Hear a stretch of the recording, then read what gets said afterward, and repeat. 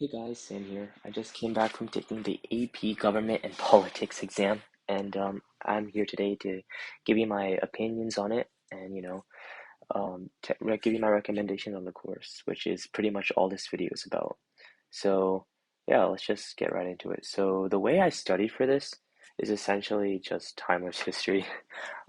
He has a great extensive course on just like every single topic. And the thing is, most of the thing like from our school in our class, most of the grades came from vocab quizzes and obviously tests. But usually the case was that if you knew your vocab, you'd be fine on the test because the test is just application. And being a senior, being in an AP 12th grade course, that's fine. The entire course is just memorization for certain vocab.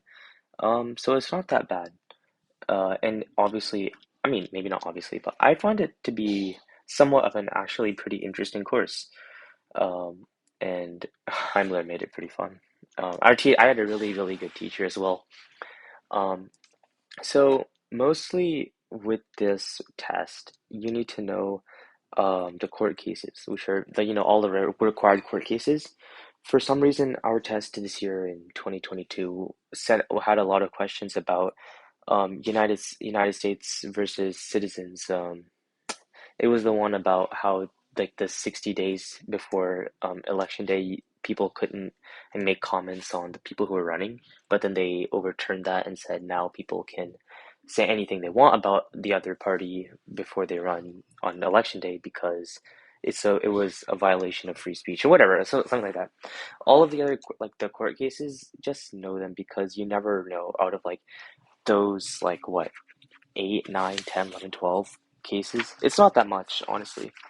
Big ones to know are like Madbury v. Madison, the bank, um, Baker v. Carr, Brown v. Board, McCulloch versus Maryland, and there's a couple others too, but they probably have they all have a good chance, like an equally good chance to be tested. But those are just like the big ones, Shaw v. Reno, and the other ones are just pretty easy to remember. Like for example, the way I remember court cases was like, for example, Engel v. Vital.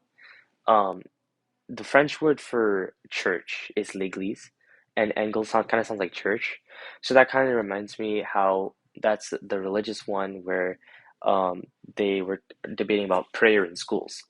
And then I was talking to my friend about it, they're like, bruh, angel, Engel. But honestly, like stuff like that just makes the stuff a lot easier to remember. Um, it's just basic memorization. Honestly, the whole course is memorization and the application of it. It's pretty funny too, because if you look at a lot of the MCQ questions on the test, it's just like SAT skills. Can you read this graph? That's like a solid 8, 9 questions on the test.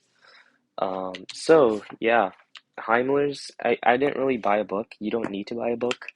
You really seriously don't need to buy a book for AP Gov. Like after taking that, like while taking the test and after the taking the test, I felt really good about it. And being like being like taking AP Chem, AP Calc BC, AP Stat, like I have a lot of bigger fish to fry. Looking more closely at the MCQ portion of the test, it was again a lot of vocab.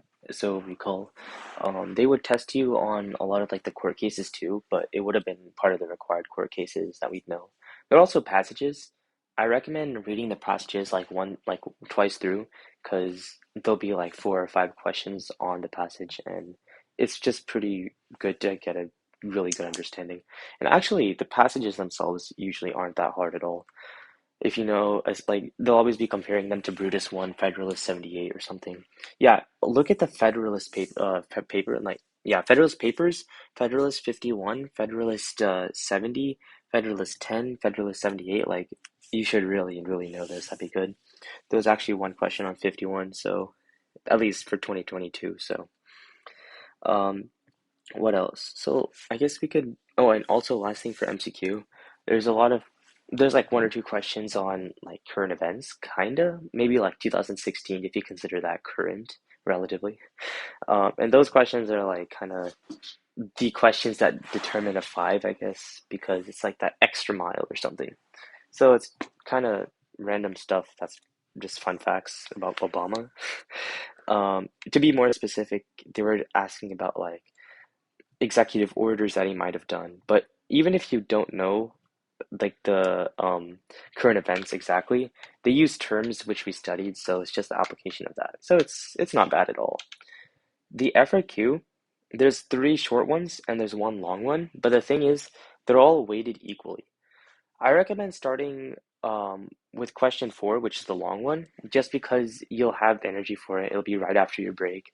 And it's just a basic argumentative essay with like a rebuttal, introduction, if you want, I guess. 2 points, two foundational documents. And this is why studying the court cases and the foundational documents is useful because you could pull it up during your argument. And they'll give you certain either one document that you have to use and just any other document. So I was just the most important things for this exam is just court cases and the foundational documents, honestly. Don't sweat this test too much. It's a piece of cake. You'll be fine. And the thing is, they give you so much time on this test.